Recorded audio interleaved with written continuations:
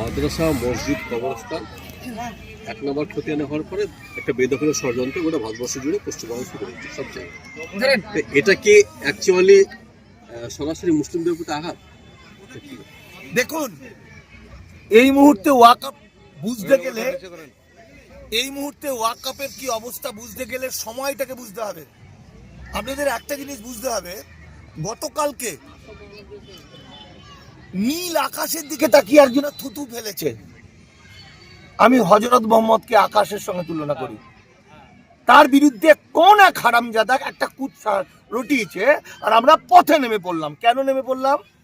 অথচ আজকে এসআইআর এর যা যা চলছে তাতে 4.5 কোটি মানুষ বেনাগরিক হতে চলছে।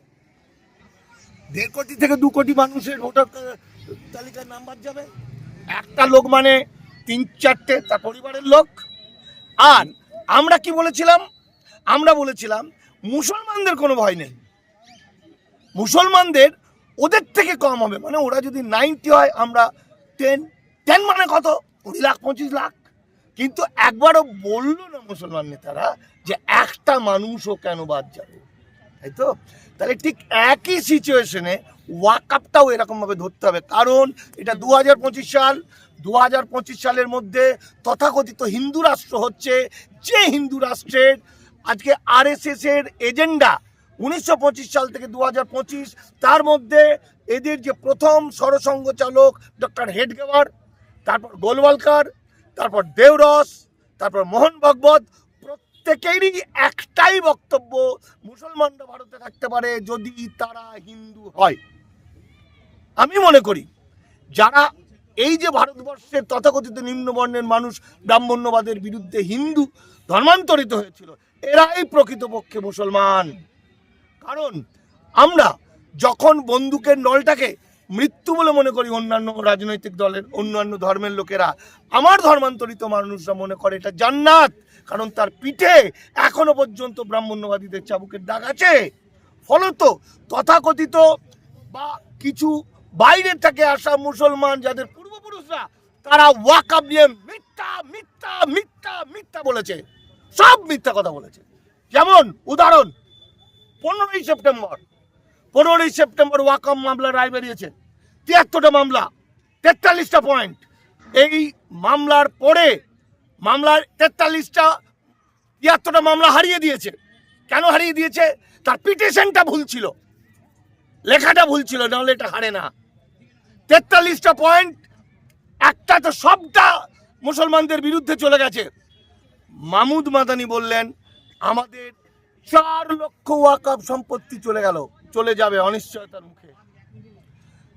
সুপ্রিম কোর্টের চিফ বড় উকিল, খুব নামকরা মাহমুদ প্রাচা, সে বলছে বেঈমানের দল জনগণকে যদি বলে দেয় যে আল্লাহর সম্পত্তি কেড়ে আমরা হেরে গেছি, আল্লাহর সম্পত্তি রক্ষা করার জন্য ওরা নিজের আদায় করে নিত।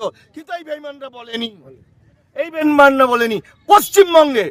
পশ্চিমবঙ্গের কতিপয় মুসলমানদের মসিয়া সাজা কিছু রাজনৈতিক নেতা এবং তাদের দোসর, তাদের ফিরদৌস শামীম যে অ্যাডভোকেট, তারা বলছে আমরা জিতে গেছি।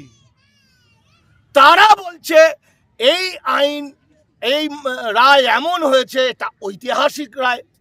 কেউ বলছে মুসলমানরা স্বস্তি পেয়েছে, ফলে মুসলমানরা ঘুমিয়ে পড়েছে। এই ঘুমিয়ে যাওয়ার ফলে এই সুযোগে সমস্ত কাজগুলো হয়ে গেল। আমার কাছে একটা তথ্য আছে, 5ই আচ্ছা, যদি আন্দোলন না করবে তাহলে যে কটা বাঁচানো যায়। পশ্চিমবঙ্গে 82,000 ওয়াকআপ প্রপার্টি আছে, যেগুলো রেজিস্টার্ড ওয়াকআপ বোর্ডের। আরও 80-82 আছে যেগুলো আনরেজিস্টার্ড। রেজিস্টার্ড এবং আনরেজিস্টার্ড দুটোকেই অমিত পোর্টালে ঢোকাতে হবে। আরে সে কটা বাঁচানোর চেষ্টা করো। সে কটা এখানে কি হলো, বলছে যে আমি বলাটা আমার ঠিক হচ্ছে না, অমুক জনারা নাকি বাধা দিয়েছে, হতে দেয়নি, 7 দিন টাইম দিয়েছে। কিন্তু আমার কাছে যা ডকুমেন্ট, এই দেখুন, আমার কাছে ডকুমেন্ট হচ্ছে 5ই জুন অমিত পোর্টালের কথা বলেছে। 5ই জুন অমিত পোর্টালের কথা বলা হয়েছে। আজ এখন 7ই জুলাই, 1 মাস পরে পশ্চিমবঙ্গের মুসলমান নেতা তারা বলছে কেউ অমিত পোর্টালে রেজিস্ট্রেশন করবেন না। কোনো মানুষকে রেজিস্ট্রেশন করতে দেয়নি। যারা করতে গেছে তাদের আজে বাজে বলেছে।